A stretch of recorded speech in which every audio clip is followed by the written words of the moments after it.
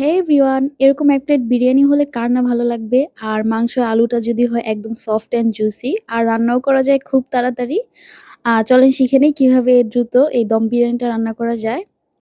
বিরিয়ানি রান্না করার জন্য আমি এখানে বাসমতি চাল নিয়ে নিয়েছি। চালটাকে আগে থেকে ভিজিয়ে রেখে দিলাম ০.৫ ঘন্টার জন্য। এতে করে চালটা খুব ঝরঝরা হবে। আর এখানে আমি রেগুলার সাইজের থেকে একটু বড় করে মুরগির মাংস কেটে নিয়েছি। এখন মাংসটাকে মাখিয়ে নেব মসলা দিয়ে। তো ১ম এ আমি দিয়ে দিলাম আদা ও রসুন বাটা আর স্বাদমতো লবণ দিয়ে দিলাম। এখানে এখন দিয়ে দিব কিছু পরিমাণ টক দই।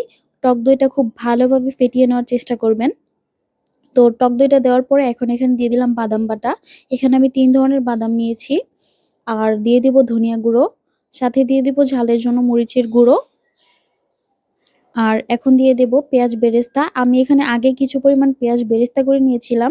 এখান থেকে অর্ধেকটা বেরেস্তা আমি এখন দেব, বাকি অর্ধেক চালের সাথে পরে দিব।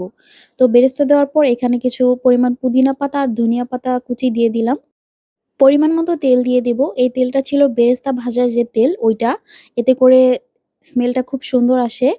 আর এখন মসলার সাথে মাংসটাকে খুব ভালোভাবে মেখে নিলাম। আর সাথে এখন দিয়ে দিব বিরিয়ানি মসলা। আমি এখানে রাঁধুনির যে বিরিয়ানি মসলাটা আছে রেগুলার ওইটা ব্যবহার করছি। তো বিরিয়ানি মসলার সাথে আরো একবার মাংসটাকে খুব ভালোভাবে মেখে নেব। এটা খুব গুরুত্বপূর্ণ একটা স্টেপ। এতে করে মাংসের ভিতরে মসলার স্মেলটা খুব সুন্দরভাবে ঢুকে যাবে। আর এখানে আমি আলু ভেজে নিয়েছিলাম। তেমন কিছু না, লবণ আর জর্দা রং দিয়ে আলুটাকে ভেজে নিয়েছি।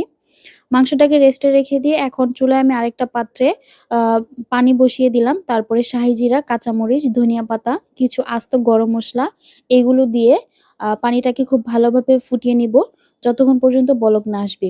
তো হালকা একটু বলক এসে পড়লে আমি এখানে ভিজিয়ে রাখা সেই বাসমতি চালটা খুব ভালো করে ওয়াশ করে তারপর এখানে দিয়ে দিলাম। চালটাকে 80% পরিমাণ মতো সিদ্ধ করে নিব। চালটা এখানে সিদ্ধ হতে থাক। আমি আরেকটা চুলোয় মাংসটা বসিয়ে দিয়েছি। হালকা একটু কষিয়ে নিব। তো মাংসটা যখন কষিয়ে নেওয়া হয়ে যাবে হালকা একটু, আর চালটাও এখানে হয়ে গিয়েছে।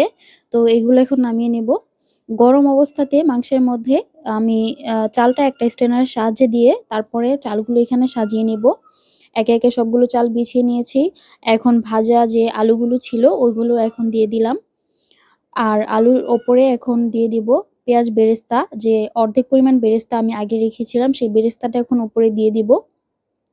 আর ওপর থেকে এখন কিছু পরিমাণ বিরিয়ানি মসলা এখানে দিয়ে দিলাম। এতে করে বিরিয়ানিতে যে স্মেলটা আছে ওটা খুব সুন্দরভাবে আসবে। পুদিনা পাতা আর ধনিয়া পাতার কুচি উপর থেকে দিয়ে দিলাম। আর এখন দিয়ে দেব কিছু পরিমাণ দুধ। দুধটাকে আমি আগে থেকেই জাল করে রেখেছিলাম। জাল করা দুধটা দিয়ে দিলাম। তো দুধটা দেওয়ার পরে এখন এখানে দিয়ে দিব কেওড়া আর গোলাপ জল। কেওড়া আর গোলাপ জলটা এখানে মিক্স করা আছে। তো এতে করে ঘ্রাণটা খুব সুন্দর আসবে। তো বিরিয়ানি আমার এখন সাজানো হয়ে গিয়েছে। এটাকে এখন আমি দমে দিয়ে দিব।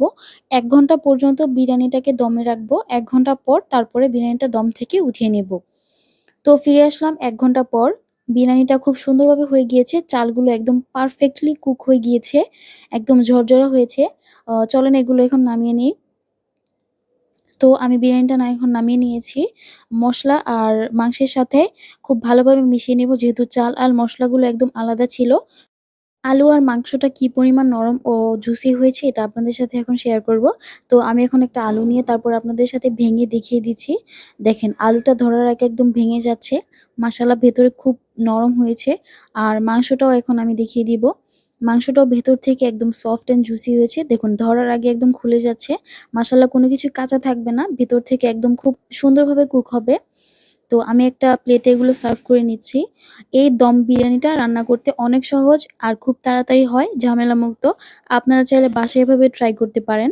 এরকম ১ প্লেট বিরিয়ানি হলে সবারই মন ভরে যায়। খেতে খুবই মজা হয়েছিল। ভেতরের মাংস আর আলুটা হয় একদম সফট অ্যান্ড জুসি। এই পদ্ধতিতে আপনারাও বাসায় ট্রাই করবেন। আমার কাছে তো খুব ভালো লেগেছে। তো আশা করি সবাই ভালো থাকবেন এবং আমার চ্যানেলটিকে লাইক এবং সাবস্ক্রাইব করে আমার পাশে থাকবেন। সবাই একবার হলেও বাসায় এই দম বিরিয়ানিটা রান্না করে দেখবেন। খুবই মজা হয় খেতে, খুবই সফট অ্যান্ড জুসি হয়। আশা করি সবাই ট্রাই করবেন এবং কমেন্ট করে আমাকে জানিয়ে দিবেন। ধন্যবাদ সবাইকে। আমার চ্যানেলটি লাইক এবং সাবস্ক্রাইব করে আমার পাশে থাকবেন। Thanks for watching.